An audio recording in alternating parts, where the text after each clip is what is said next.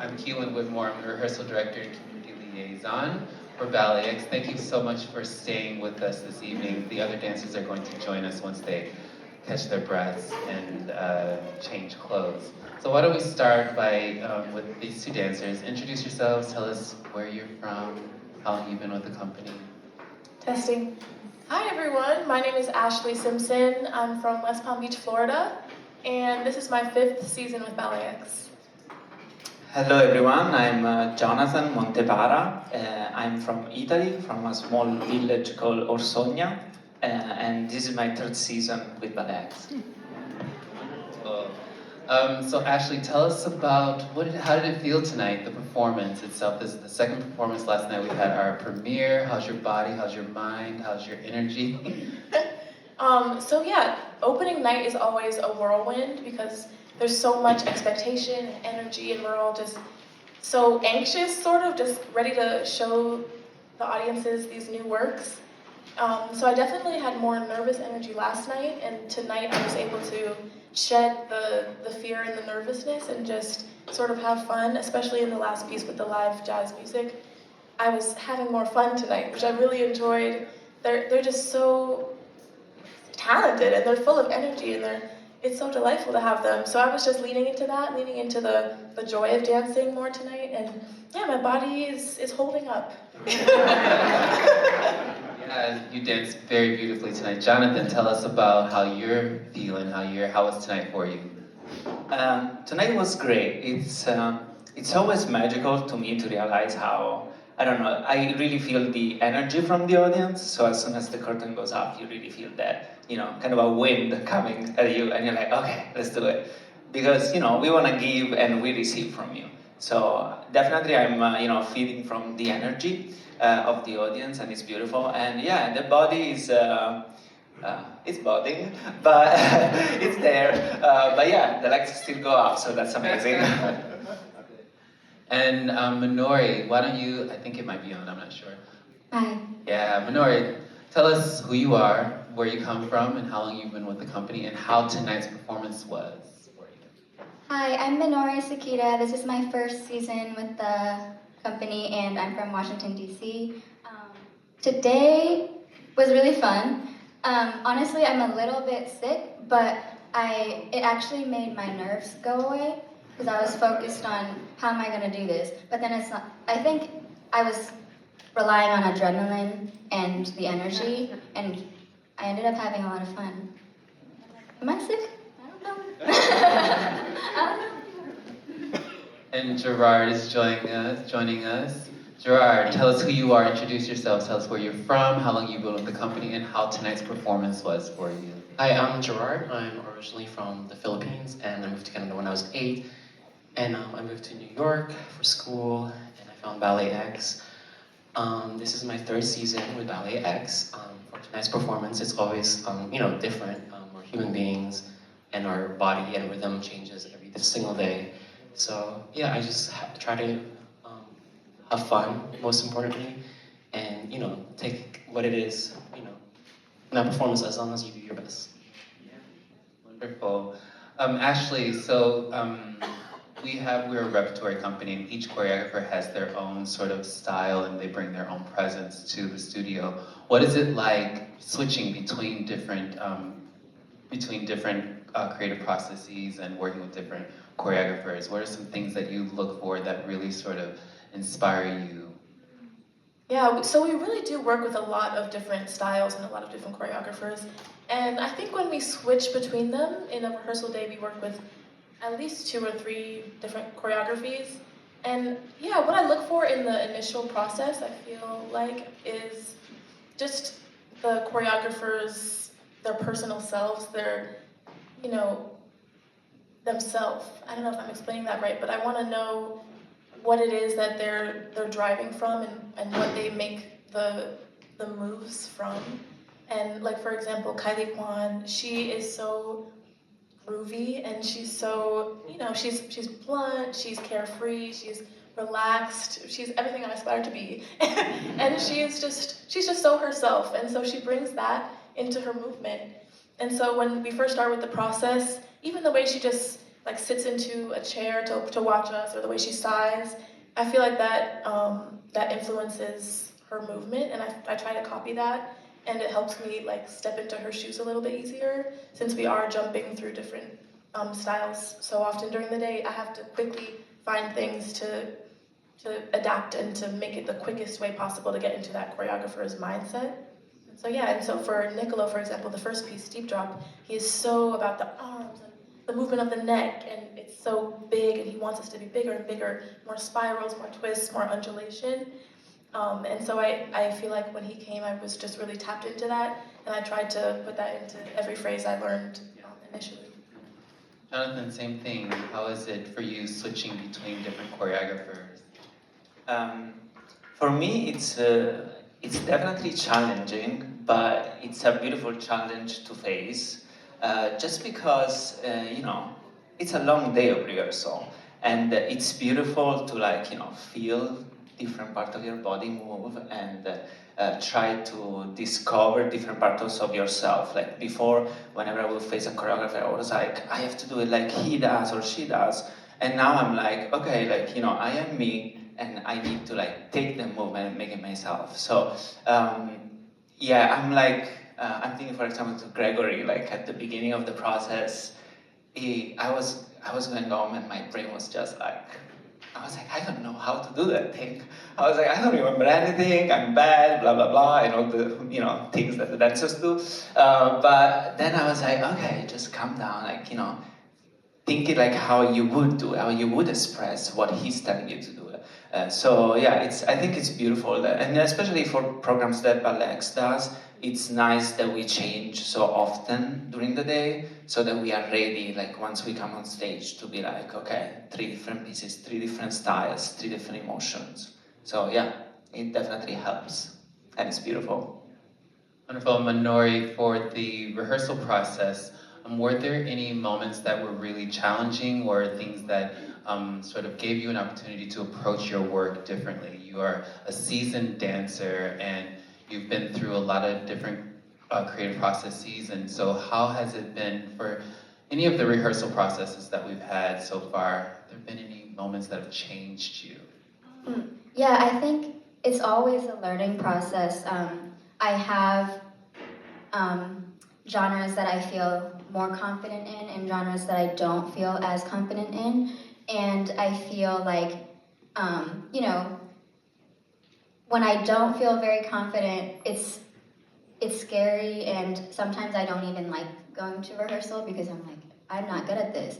But then I like to look around and be inspired by the dancers here, because I think the environment here is very freeing, and so then the dancers become really, I think, brave, and it's not something I've seen in the companies I've been before. Certain companies more outgoing and,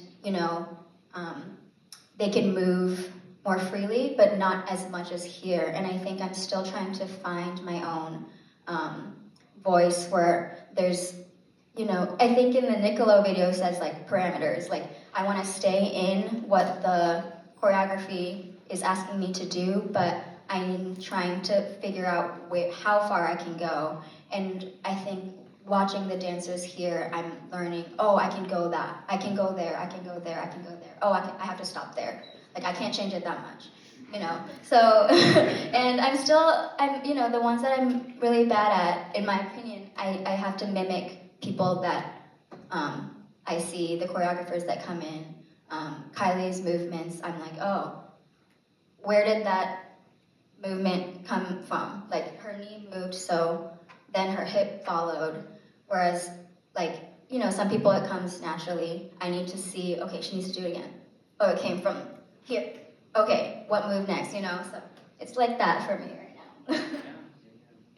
Gerard, so we are a company that commissions a lot of works. We also do sort of restaging sometimes also. What is it like creating a new work, or being a collaborator in a new work, versus having a work restaged on you? Very different. Of course, the new creation is you're always bombarded by so many movements, and choreographers ask a lot of you, which is great. I'm always challenged. And then the restaging, of course, like watching a video and you're like, oh, like it's almost like do I want to dance the same way they do? And so I always try and find a way that works for my body, like still same line, but like how I approach it differently. And so sometimes like restaging can be really hard because you have this idea of like looking the same way the dancers did it, but like how can you like make it your own, but still in that essence of the work. So that's how I look at it for staging, and of course new work is always hard.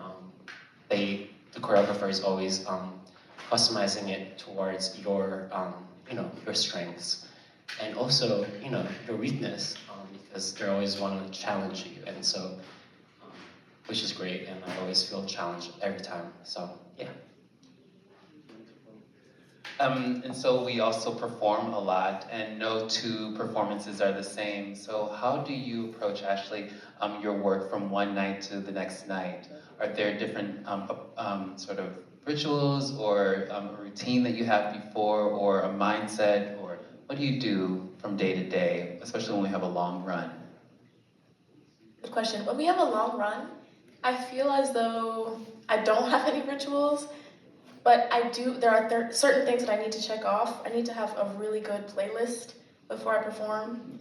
If I'm feeling tired that day, I need to have music that will just get my energy up, get me pumped, get me excited. Because sometimes, sometimes you're tired, sometimes you're sick, and you just have to still show up and do the work. And it might be day 3 or day 6, and you're running on empty. So, yeah, for me, I just need to have my coffee in the morning, listen to my really fun music, and really just trick my brain into getting to the point that I might have been already in day 1 and day 2, and that eventually dies out. But yeah, just tricking myself and finding new ways to enjoy it every day. But it might be a little different depending on how I wake up in the morning. I think we can all relate to that, whether we're athletes or we're lawyers or whatever. How do we motivate ourselves to do what we need to do for that day? Jonathan, talk to us a little bit about how you approach. You have such a wonderful presence on stage. You're always such a bright light, and you have a natural ability to go in and develop a character, not a caricature, but a character of who you are in each work. How do you approach that so naturally? I don't know. I think every piece it's communicating something. It could be a story, or like the first piece today was a non-narrative ballet. So definitely I am approaching with the music. I really like to listen to the music and like just imagine myself like, okay, who am I, where I am, like what inspires me, like what emotions I can take from the music. And then, I don't know, I always like, I don't know, I immerse myself so much, and I'm a very like, I'm Italian or whatever. I'm like, yes, I really like and enjoy to express my emotion, like, outside. Some dances are more internal, so like, they have like this like energy that comes out, but for me, yeah, I need to express my joy and love of dance. I don't know how to explain it. It's natural. I like it a lot, too much. And how about you, Minori? How do you approach any sort of, how do you open your face up, your spirit up to the audience without making it, put on, with it being really authentic? I'm not sure. I just feel like it comes out sometimes. And like, especially today, because I wasn't feeling good, I was like, I'm not gonna think about anything. But I think that's what I wanted to do my whole life. Like, I don't know why I'm going there. But I was a kid, and I'm like, kind of weird, kind of hard to communicate. Like, I don't have a big vocabulary. So it's hard for me to do talks like this, but I think it's easy for me to express with my face or with my tone, with my movements, and that's what always came naturally to me. So I think it was always my dream to be expressive on stage, and So, Gerard, same question for you.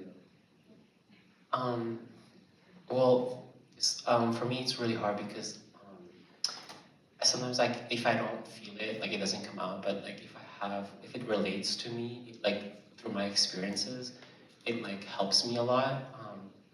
Storytelling in terms of communicating. So that really, yeah, like expresses like my own, you know, my whole life and just letting it out on stage. And sometimes, like I don't think about it. I just kind of okay, like how can I communicate with my own story in this ballet or another ballet? And so I kind of put on like a thematic themes that works in the ballet. For example, if it's like really like a sad ballet or heartbroken ballet, I think about like my own heartbreaks or just life. So for me, it's hard not to just like I don't know. It has to come from myself and like what I've been living. So, yeah. Thank you, thank you. Let's open it up to some questions from the audience. Does anyone have a question for our beautiful dancers? I see Tommy Wahid Evans in the room. So nice to see you here. Hello, hello. Wonderful choreographer in the room. Yes. When you're restaging a piece that's already been choreographed and you're watching the video, do you imagine yourself in specific roles? Speaking dance dancer, do you say, "Oh, I want that one"? The question was, when work is being restaged and the dancers are watching, do they imagine themselves in a specific role? Usually, I'll start the answer. Usually, the artistic staff will cast the role that we envision the dancers in, whether that be we see that this role is perfect for them, or that they need to be in this role because they need to be challenged in order to grow. And then there's the step of introducing the work to the dancers, and they see, oh, this is great. I'd love to be in that role, even though they might not be in that role. So, and then, yeah. So go ahead. Yeah, typically we find out about the casting and the same day as we're in rehearsal for that piece. So we don't really, maybe sometimes we'll get the chance to see the piece before we begin the process, but normally we begin the process and then we start learning from the video and we start to see the piece unfold as we're learning it. And so maybe in hindsight then we can say, oh man, maybe next time I want to do such and such part. But typically it's the artistic staff who gives us the roles first, and then we just make it our own from there. So I've asked this question before. To what extent, when a choreographer comes in and is creating a piece on you, to what extent can you influence how to interpret what they want from you?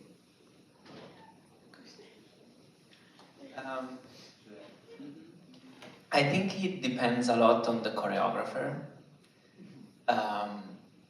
We have many opportunities to really collaborate with some choreographers, and other opportunities when you really are like learning from the choreographer.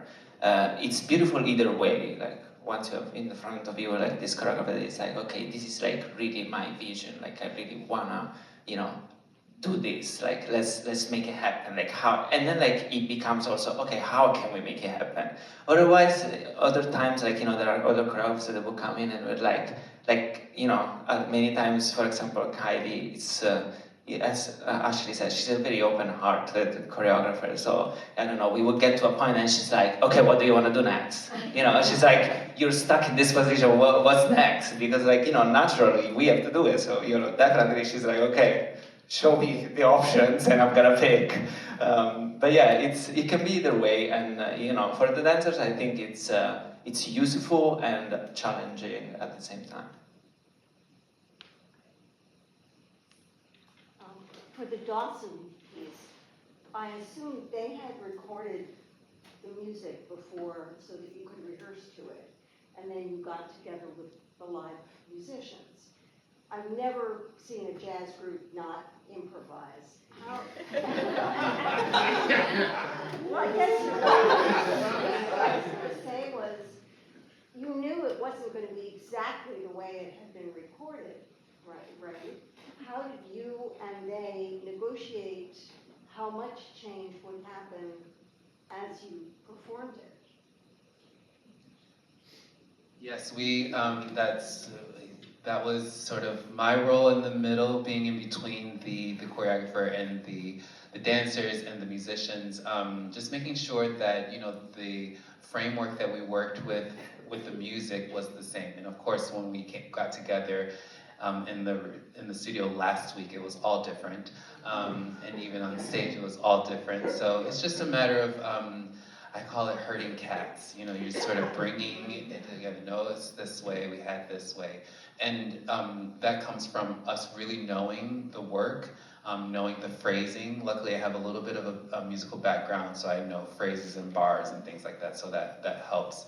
But to have them work within that framework, you know, say they have 32 bars, and they can improvise within those 32 bars, but we need 32 and not 64, you know, so we were faced with that challenge, but we got there, and I mean, got there really, really beautifully. And that sort of creative chaos is needed in the creative process, so that we can find where the spill is, or where the brink is, so that we can bring it back, so we can see how resounding the work can be and how impactful it can be.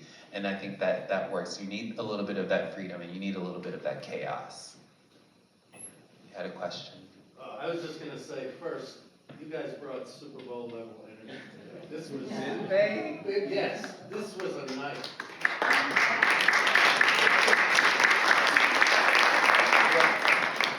I would not have guessed, Minority, that you were sick. You kicked it in the first one. No question. I was gonna ask you actually very much the same thing. And in the video, Gregory says, you know, he was getting goosebumps leaving this way this was going to work out to you. And I was watching the pianist, watching the dancers. He was timing. Yeah. And I have exactly the same question. It was just so much fun to see, you know, did you have goosebumps? Yes, I mean, it's a special work because Greg and I come from Alonzo King Lyons Ballet. Greg is a generation before me, but he was there when I was in the company, and I know the vocabulary is very much Greg's, but it comes from this, from the philosophy of Alonzo, which is huge, really, really large ideas, and about the heroic self in the human being or the artist, and pushing these dancers to these big ideas where, as Jonathan was saying, I don't know if I can do this. I know that feeling, we all know that feeling, but that's where we all are as a community there for each other to really get everyone to that level, so we can rise to that level. And I think that the company has done really, really incredible work, and to get all of that complex movement together is quite a challenge, but they do it really, really well, and with a lot of patience, and with a lot of, just continue in fortitude, really going forward. We really, really get there, and it gives me goosebumps to see them sort of having a taste of that process, because for me, that process was, I found a way out of a lot of things. I had to do a lot of unlearning when I was in the company, because classical ballet and the training of ballet really does strip away one's creativity, that childlike play in our work, to where we're not able to make choices when the choreographer is saying, you know, try this out, or try this, or approach something that is so foreign, you know, that process to really just face those challenges really does liberate the dancer, liberate the artist in the dancer. And that's really where Christine and Tara and myself, where we see the vision of this company really going even more so. So I think it was a really fantastic process, and I get goosebumps. I get goosebumps back there. I'm like one of those the Olympic parents like watching in the back. You know, they're gonna get there. Okay, we got it. Okay, next thing. So very much so. I sweat a lot. Yeah, it's a big piece.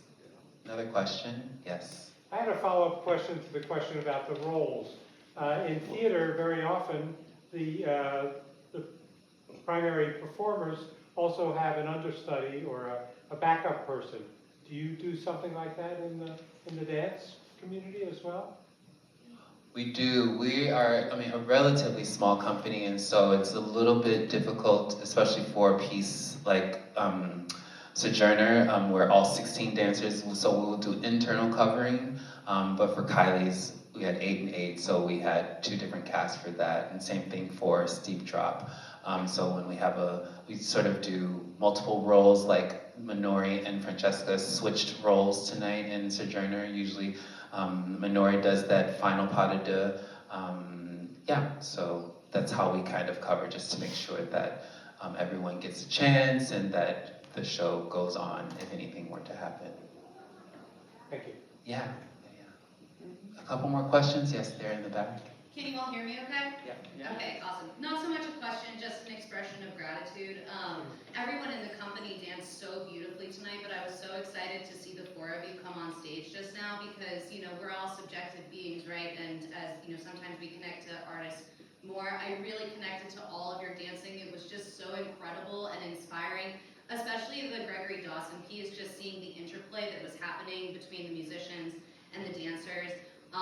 It was so inspiring to me. I'm a painter. I can't wait to get back tonight and start painting. Like, I just feel so inspired by your movement, so thank you so much.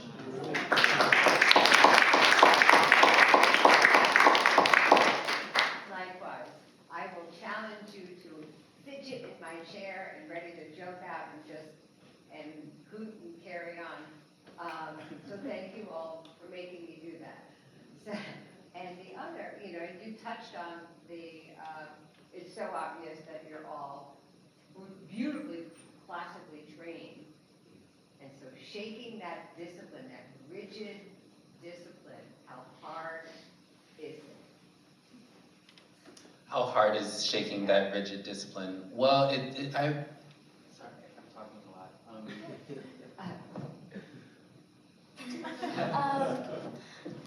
I guess I touched on it a little bit earlier. I think, honestly, to me, it's easier than being trapped in a box but I do need somebody to tell me and allow me to do that, personally. What else could I? Yeah, the environment really does depend. It depends on the environment and when you're being challenged and when you're given that agency to do it, it really does help. Also, there's been times where I felt I didn't know I was allowed, and I didn't even think, it wasn't even in my brain that it's an option. So I see somebody show this arm, so I'll do that arm, but then later on they're like, why aren't you dancing? And I'm like, oh, and it's like a light bulb moment, like, oh yeah. And then you do it, and then they're like, and it's kind of like, it wasn't a hard thing to do, I didn't know. So again, it's still a learning process on how far you're allowed to go, and yeah, so. I find it very interesting. I've worked with actors a lot, and they have even more say in the product and producing things or the collaboration. Sometimes the discussions go on way too long. The dance community is a bit of Simon Says, you know, like the dancers we're very disciplined. People love working with us because we'll make it happen, we'll make it work. In training as an educator, I often tell the students, you know, not just thinking outside of the box, but what are you going to do with the box? Maybe decide what kind of material the box is made of, and if maybe you can origami the box, or you can change the shape of what it is, so that but you need the box. You need some sort of medium with which to work. You know, a sculptor needs that material in order to create something. So you kind of need those parameters, or you need those constraints in order to really create something, or else it's not creativity. just self-indulgence, you know. I believe that's all the time we have for tonight. Thank you all very much for staying. Really wonderful. Thank you. Thank you, dancers.